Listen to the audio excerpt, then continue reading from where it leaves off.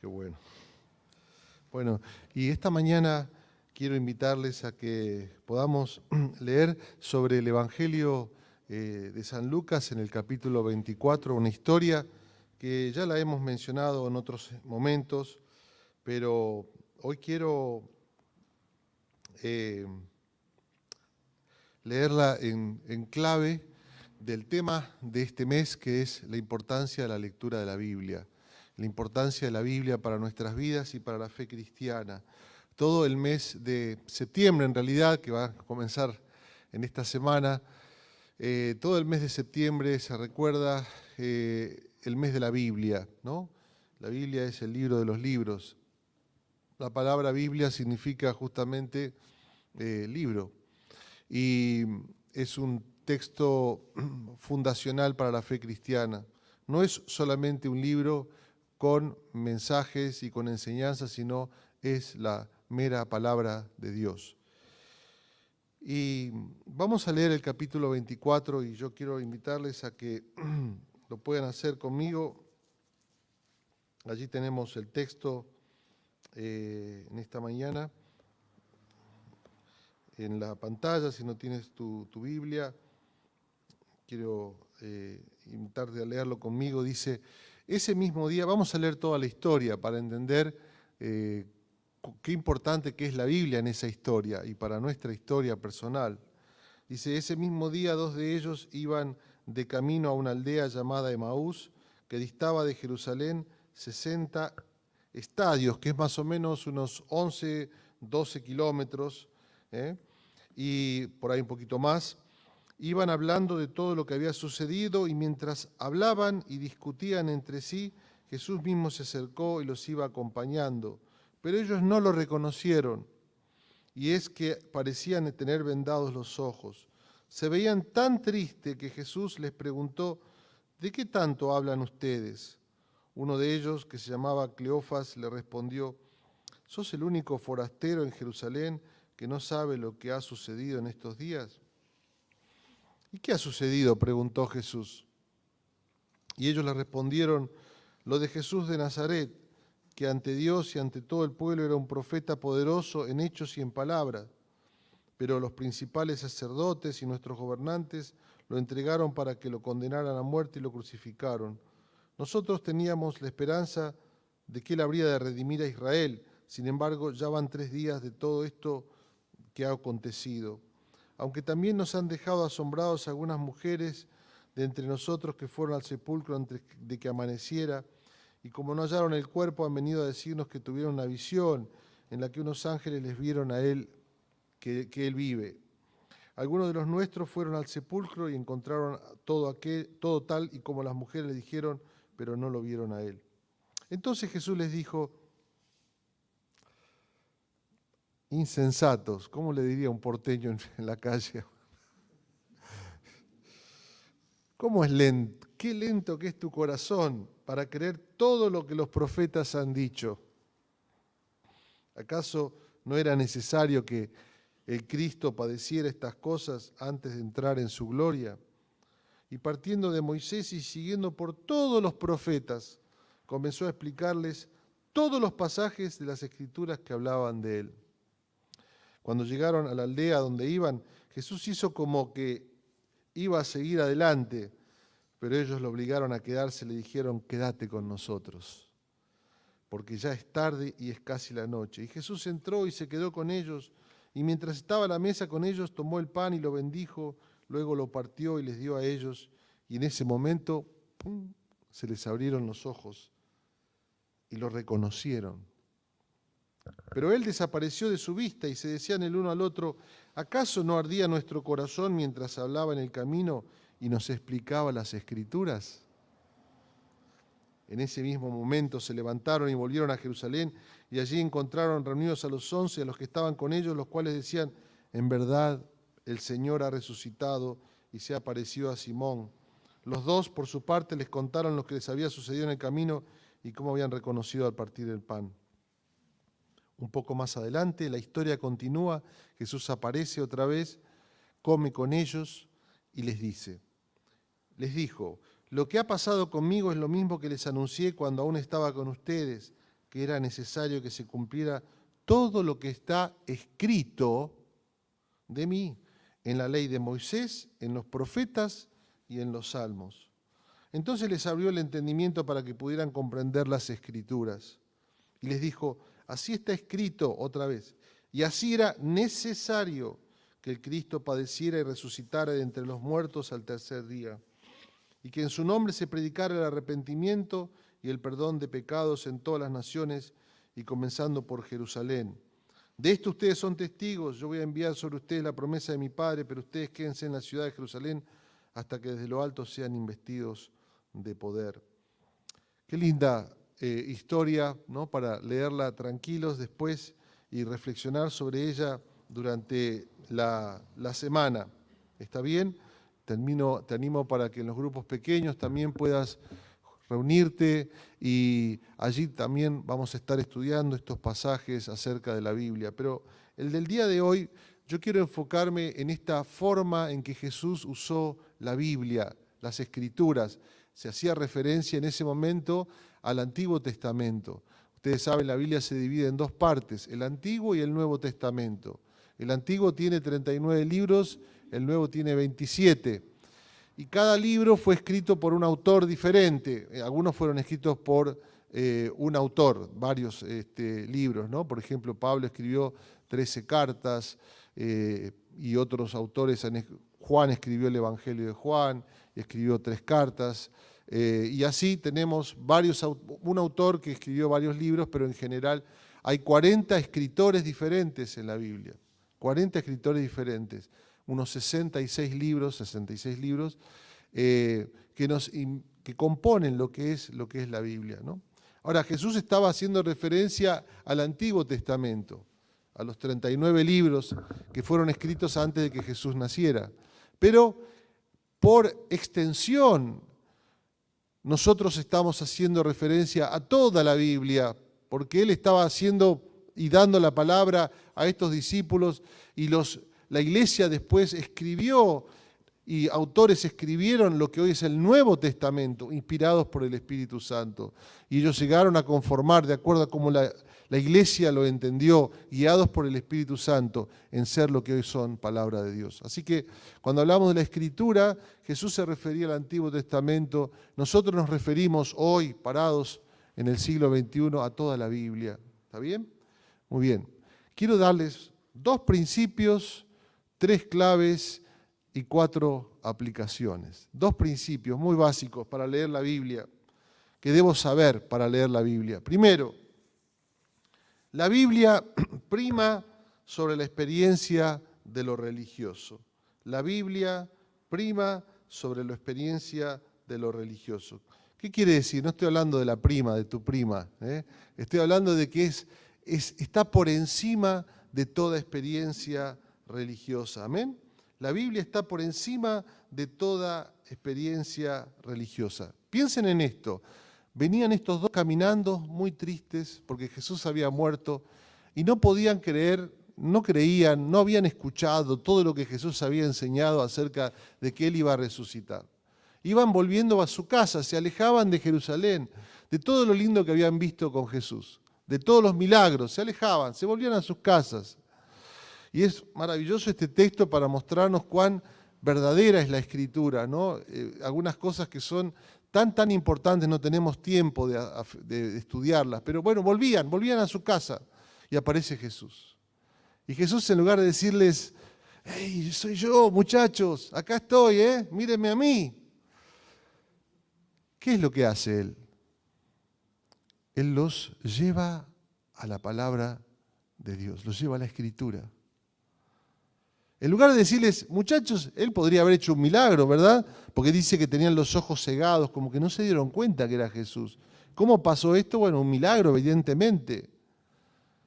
Un milagro por razón de su propia resurrección, pero otros lo reconocieron ya y lo habrían de reconocer, por lo tanto, era Jesús, no era otra cosa, no era un fantasma.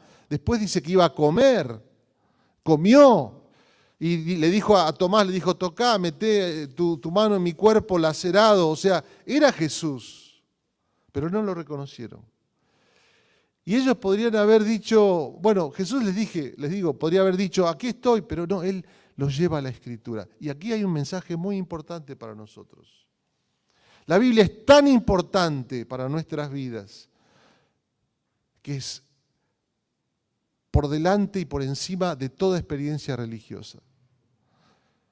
No hay nada más importante para nuestra relación con Dios que la palabra de Dios, que la Biblia. Vamos a hablar un poquito más acerca de esto. Pero a veces la gente en el día de hoy quiere experimentar cosas. Quiero experimentar para entonces creer en Dios. Quiero experimentar, quiero sentir, quiero no sé, quiero milagros. Entonces sí voy a saber que Dios existe.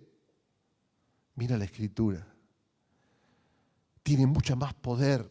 Decíamos el domingo pasado, mucha más autoridad. Porque es palabra de Dios.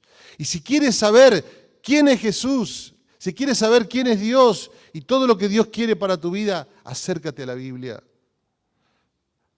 Nada te va a impactar tanto, ni siquiera el testimonio más grande que pueda haber en la tierra. No, yo estaba muerto, morí durante 5 días y después resucité. Se me reconstituyó toda la piel y toda la carne. Y aquí estoy, gloria a Dios decimos todos. Pero no hay prueba más poderosa, irrefutable de la existencia, del poder y del propósito de Dios que este libro. Este libro es la palabra de Dios. Prima por sobre todo sentimiento o toda emoción, o todo, digamos, sentimiento, que es una emoción trabajada desde el pensamiento, ¿no? O desde la reflexión. Prima sobre todas las cosas. Así debes acercarte a la Escritura. A la mañana te levantas y yo siempre le digo a mi amada hija, porque me lo digo a mí, no mires cómo te sentís ese día, a ver cómo me siento, de esta manera voy a encarar el día, a ver cómo me siento hoy. ¿Qué es lo que dice Dios en su palabra sobre tu vida? Eso es lo que prima. ¿Entiendes? ¿Me entiendes lo que digo? En segundo lugar, otro principio importante para la lectura de la Escritura, quiero que lo leas conmigo allí, es el siguiente. Jesús mismo por su Espíritu nos ayuda a entender las Escrituras. Este es un principio fundamental de la interpretación de la palabra de Dios. Cuando te acercas a la palabra de Dios, como palabra de Dios, el Espíritu Santo, que es el Espíritu de Cristo mismo resucitado, actúa a tu favor para ayudar a que entiendas y esa palabra te transforme el corazón. Por eso apareció Jesús y le dice, miren lo que dice la Escritura de mí. Y dice, ¿no ardía nuestro corazón cuando nos hablaba y nos explicaba las Escrituras? Claro que sí, porque es la acción del Espíritu Santo de Dios, del Espíritu de Cristo resucitado, obrando en nosotros. Por eso cuando te acercas a la Biblia, no es como cualquier otro libro, no te puede inspirar el espíritu de Roberto Arlt o de Jorge Luis Borges, con todo que son excelentes y son maravillosos, leer algunos de sus cuentos, algunas de sus novelas. Estaba leyendo la biografía de Roberto Arlt, qué tipo fascinante, vivía en el Bajo Flores, hay que leerlo, pero no te puede, el corazón no te puede arder y no puede cambiar tu vida de la forma que actúa la palabra de Dios a través de la acción del Espíritu Santo. ¿Entiendes? Esto es fundamental para nosotros. Cuando te acercas a la Escritura, el Espíritu Santo está obrando en tu vida y hablando y haciendo viva esa palabra en tu propio ser. No porque antes no lo sea, ya es palabra de Dios, por eso puede actuar en tu vida y transformarte. No es que la hace palabra de Dios. Ojo con Bart.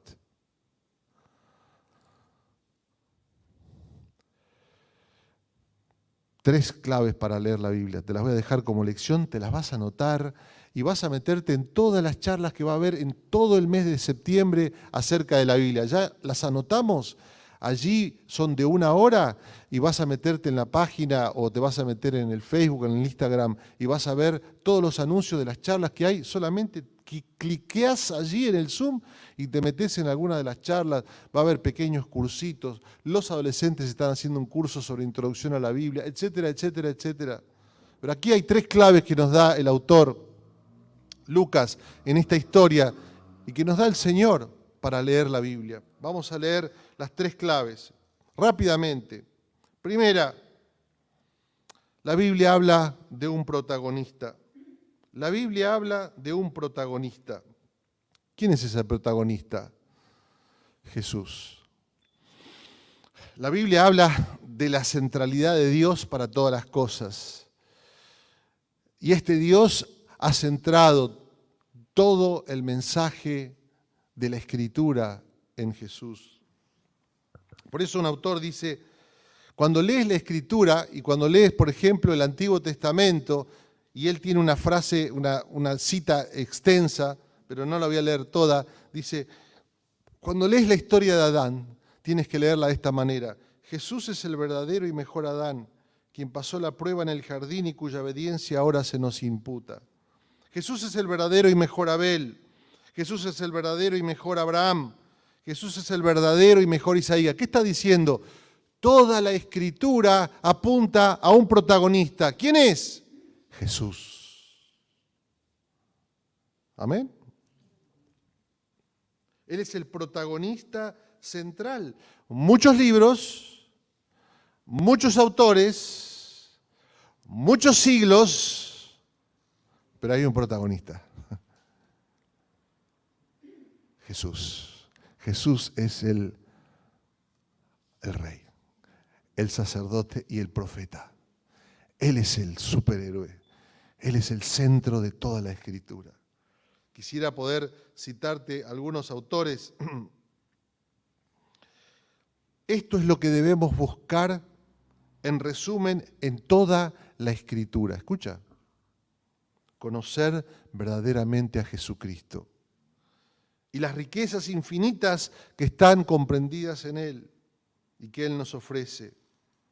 Si uno a fondo escudriñara la ley, los profetas, etcétera, no encontraría ni una sola palabra mencionada que nos atraiga y nos lleve a Jesús. ¿Amén? Entonces, hay un protagonista que tiene un mensaje. Por eso dice allí que Él los llevó por toda la Escritura. Mira lo que dice el capítulo 24. Y comenzando desde Moisés, siguiendo por todos los profetas, les declaraba en todas las Escrituras lo que se decía de Él. Y dice allí en el capítulo 24, un poco más adelante, que leíamos hoy, dice, estas son las palabras que les hablé, que era necesario, etcétera. Dice, entonces les abrió el entendimiento para que comprendiesen las Escrituras. Dice, y era necesario que se cumpliese todo lo que está escrito de mí en la ley de Moisés, en los profetas y en los salmos. Esta es la división hebrea del Antiguo Testamento. Toda la Biblia diciendo, no solamente la parte en la que Dios habla, que a veces está en letras rojas, ¿viste? En algunas Biblias está en letra roja, como diciendo, acá habló Dios. Y después está la historia. No. Toda la historia, toda la Biblia se refiere a Jesús. Entonces, ahí está la clave para nosotros entender. Y conectado con esto, una segunda clave es, lo que decimos allí, es un mensaje. ¿Y cuál es el mensaje? Fíjense lo que les dice el Señor. Ay, ustedes, ¿no? ¿Cómo, no? Insensatos y tardos de corazón para creer lo que los profetas han dicho. No era necesario que el Cristo padeciera estas cosas y que entrara en su gloria. Y dice allí, así está escrito y así fue necesario que el Cristo padeciese y resucitase de los muertos al tercer día. Hay un mensaje en toda la Biblia. El mensaje es el siguiente: Dios está actuando en la historia para traer salvación. Y esa salvación solamente es posible a través de Cristo. Y esa salvación Él la ha logrado por medio de su muerte y de su resurrección. Su muerte simboliza la muerte que vos y yo merecíamos delante de Dios, porque todos nos hemos apartado, nos hemos alejado de Dios como ovejas. y merecíamos la muerte por nuestra desobediencia, pero Él vino a pagar ese precio. Él murió por nosotros. Y Él resucitó. ¿Qué quiere decir? Que Dios recibió su sacrificio como bueno. Y esa acción y esa obra de Dios en Cristo son lo que necesitamos para nosotros encontrar la salvación, poniendo nuestra fe y nuestra confianza en Él. Muy bien, muy importante. Y dice aquí Jesús, les dice a los discípulos, le dice, toda la Biblia habla de que era necesario que el Cristo padeciese y que muriera. ¿Sabe la idea que ellos tenían de salvación? Que iba a venir un rey, que iba a venir un líder y los iba a sacar campeón mundiales. Y cuando salieran campeones mundiales iban a ser todos felices, de repente el sueldo les iba a alcanzar, de repente todos iban a ser sanos, de repente se iban a solucionar todos los problemas en el país, porque ahora eran campeones mundiales. Esa es la idea que tenemos a veces del fútbol en Argentina, ¿no? Bueno, en Latinoamérica, ¿no? Que si salimos campeones mundiales, de repente vamos a ser felices el resto de nuestra vida. Y al día siguiente tenés que salir a laburar y no te alcanza el sueldo, y los ladrillos todavía faltan por arreglar, y el coche se rompió, y todavía tenés achaques en tu cuerpo y demás. Es la idea que tenemos de salvación, la del éxito, la de la fama, ¿no? Etcétera. Y Jesús les dice... Ellos esperaban un líder que les iba a traer todo, le voy a solucionar todos los problemas humanamente hablando. Pero Jesús les dice, hay un problema aún mayor, que es tu lejanía de Dios, tu separación de Dios. Necesitas reconciliarte con Dios. Y solo Jesús puede hacer eso. Cuando te reconcilias con Dios, toda tu vida se armoniza, toda tu vida es transformada, porque fuiste creado para estar en comunión con Dios. Este es el mensaje de la Biblia. Y cada día te lo tenés que recordar, no una vez. Cada mañana cuando tienes que afrontar un desafío laboral, personal, familiar, tienes que recordarte, no yo, Jesús. Yo no puedo, Jesús lo hizo por mí. Voy poniendo mi confianza en Él. Amén. Una misión, un mensaje. Este es el mensaje para nosotros fundamental. Mira lo que dice este autor. Dice, 2 preguntas para hacerte cuando lees la Biblia. 2 preguntas, escucha esto, para hacerte cuando lees la Biblia. La primera, ¿qué dice la Biblia de que Dios salva a su pueblo a través de Cristo? ¿Qué dice este texto en cuanto a Cristo? Por ahí no aparece la palabra, pero decíamos, Adán apunta a Cristo, su historia apunta a Cristo. Adán imperfecto, Abraham imperfecto, David imperfecto. Pero esta historia está allí para mostrarme primero cómo Dios actúa sobre una persona. Pero en esta idea, en este personaje, Él también está apuntando a Cristo. Sus ejemplos son supremos en Jesús y los errores son sanados en Jesús. Jesús vino a hacer lo que esta persona no pudo hacer para que nosotros podamos ser salvos. Y una primera pregunta sería ir al texto, por ejemplo, si se trata de los Salmos, Levítico, Génesis, y que te hagas esta pregunta. Hacete esta pregunta. ¿Qué me ha enseñado este pasaje acerca de Dios que hace en la redención o en la salvación? ¿Qué me enseña acerca de Dios como redentor? Y una segunda pregunta. ¿Qué me enseña este pasaje sobre mí? ¿Qué necesita en mi vida ser redimida? ¿Qué necesita ser redimida en mi vida? Entonces, ¿qué me enseña acerca de Dios? ¿Qué hace el Redentor? ¿Y qué necesito yo para ser redimido? Muy bien.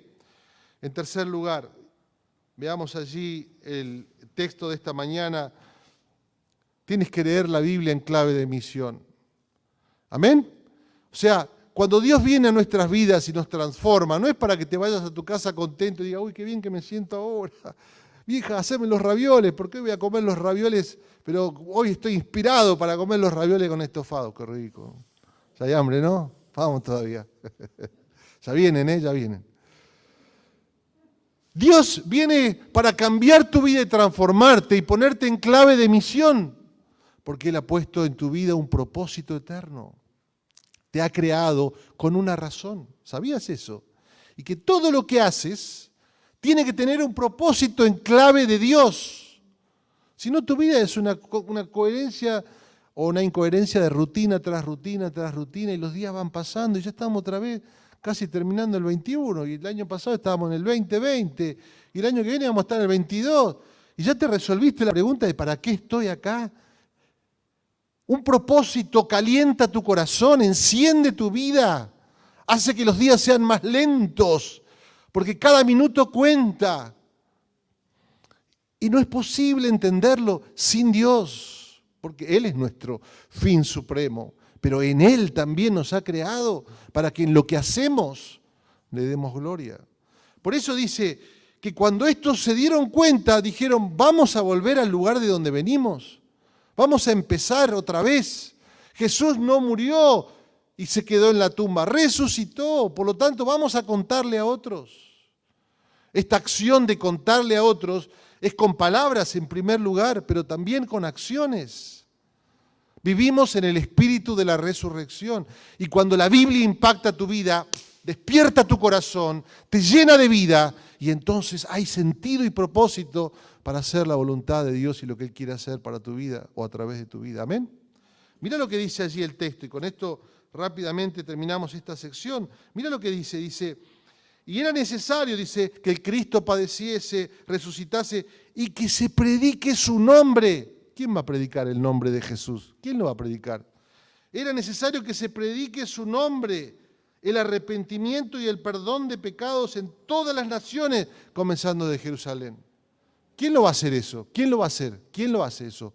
Vos y yo, cada uno de nosotros. Predicar, hablar y compartir de Cristo en todo lo que decimos y en todo lo que hacemos.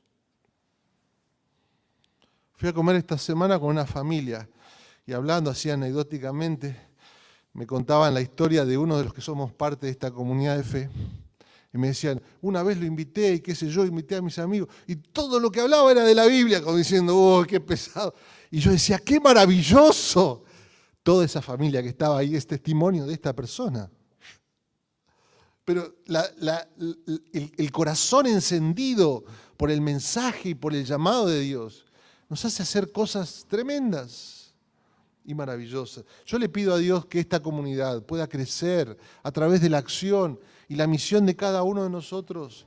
Si solamente entiendes la resurrección y esto para tu vida, entiendes solamente una parte. Esto tiene que derivar, llevarte y empujarte a levantarte de tu mesa, a levantarte de tu comodidad, a servir, a proclamar el mensaje de Jesús. Amén. Terminamos. 4 impactos, 2, 3 y 4. Y con esto termino. Nos corrige nuestra manera de ver todo. Cuando lees la Biblia corrige tu manera de entender las cosas. La Biblia corrige, cuando lees la Biblia por acción del Espíritu Santo, corrige tu manera de ver todas las cosas. Tenían los ojos cegados, entristecidos. No podían entender lo que pasaba alrededor. Cuando se acercaron a la Biblia por acción de Jesús, de repente pudieron ver. Pudieron ver con claridad. Pudieron ver todas las cosas con claridad. No puedes caminar, no puedes tomar decisiones, no puedes avanzar sin la guía de la palabra de Dios. No le pidas a Dios que te dé un sueño. Dios habla a través del sueño, Dios puede hablar como Él quiere, pero Él nos habla en primer y por sobre todo y fundamentalmente con su autoridad a través de su palabra. Pídele a Dios que te hable con su palabra. ¿Lo has escuchado hablar? Y me tenés que decir que sí. Y si me decís que no, te diría como diría Barassi, raro. O no dice así Barassi, ¿no? No lo mira, ¿no?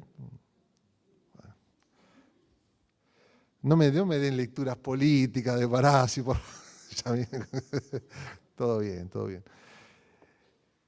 Escuchar la palabra de Dios es acercarte a la Escritura y dejar que cambie tu manera de pensar, tu manera de ver todo.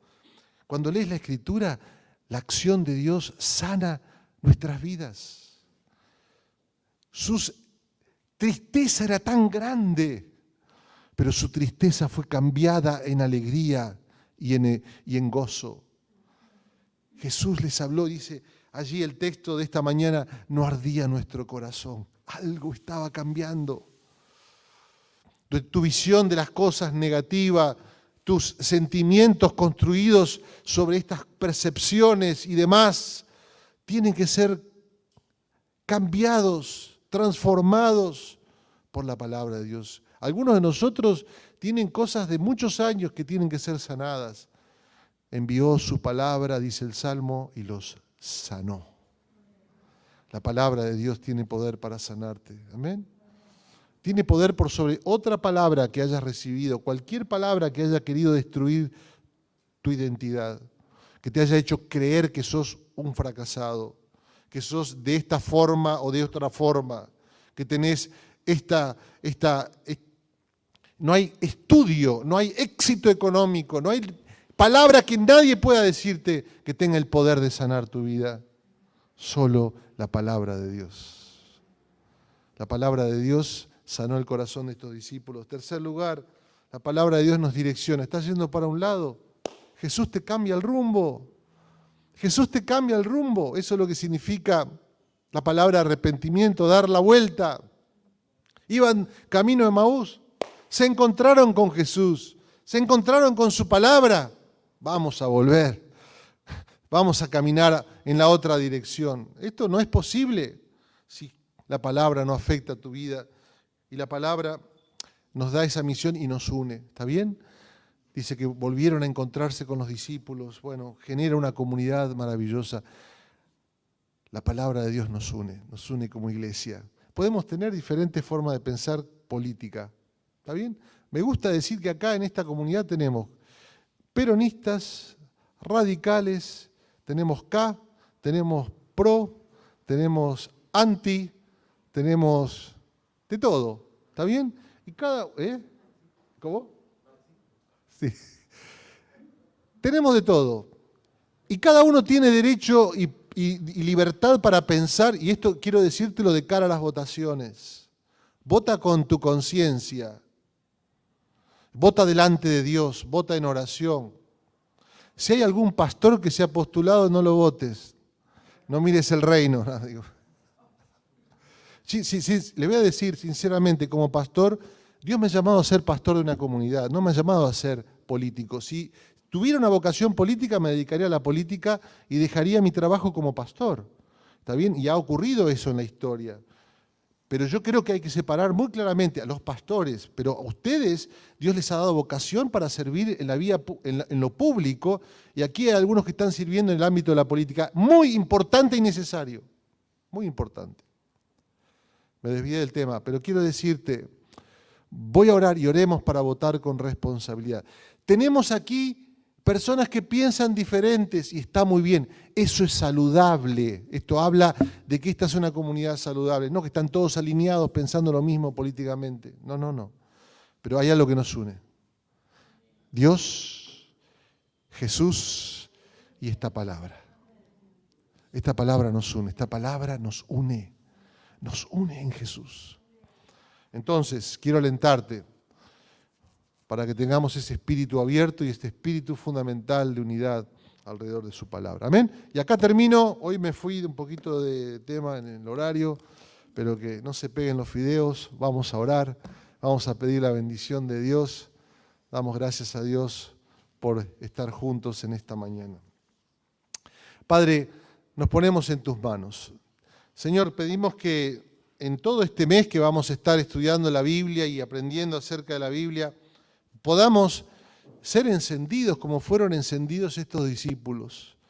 Tú ibas caminando y le dices, lee la Biblia, lee las Escrituras, porque ellas hablan de mí. Lean las Escrituras, porque ahí van a encontrar el propósito de Dios para toda la humanidad. Lean las Escrituras, porque allí hay poder, hay transformación y misión. Señor, pedimos que en esta mañana nos bendigas. Bendigas a este pueblo maravilloso, Señor. De cara a las elecciones, ¿cuándo son las PASO? ¿Este domingo que viene? ¿El otro? El otro domingo. Bueno, ya empezamos a orar. Te propongo una cosa, ¿por qué no oramos toda esta semana por Argentina? Y orá por tu voto responsable. ¿Está bien? Son las PASO, son para elegir a los precandidatos y demás. Pero vamos a orar por el país. Que este país pueda caer rendida a los pies de Jesucristo y de su palabra. Para que Dios transforme a sus dirigentes y nos transforme a nosotros. Pero vota responsablemente. pensando que este país necesita nuevos hombres y mujeres. Señor, pedimos esto en el nombre del Padre, del Hijo y del Espíritu Santo. Amén y amén. Muchas gracias. Y vamos a prepararnos para recibir las ofrendas y los diezmos. ¿Lo hago yo? ¿Sí? Muy bien. Nos ponemos de pie y, como decimos cada domingo,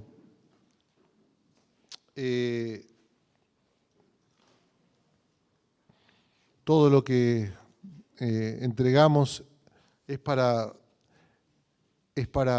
extender el reino de Dios y es para servir a la comunidad. Nosotros tenemos, para ustedes no lo sabían, el cuerpo de gobierno de esta iglesia son ancianos, es colegiado, no soy yo, el pastor el que doy las órdenes, acá hay un cuerpo de ancianos, yo soy un anciano más, que trabajamos arduamente, que tenemos nuestros trabajos y servimos también en la comunidad. Y todo lo que tiene que ver con las finanzas se maneja ante la ley, con transparencia. Tenemos abogados y auditores fuera de la institución que auditan ante la FIP, etcétera, como personería jurídica. Tenemos también una asamblea anual en la cual rendimos cuenta de todo lo que entra y todo lo que sale. Y tenemos una comisión administradora que no tiene nada que ver conmigo. Yo no tengo idea cuánto entra y cuánto sale hasta que no se pasa en un informe que usted también lo va a leer. ¿Qué quiero decir con esto?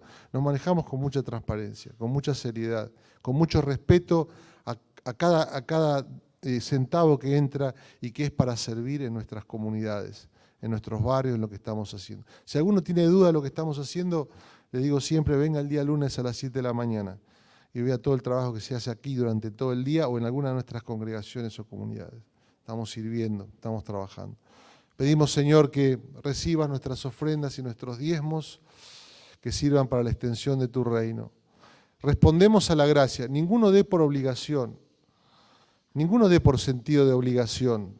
Demos con espíritu de gratitud, dando gracias a Dios porque Él ha provisto para que podamos tener el alimento necesario y el trabajo.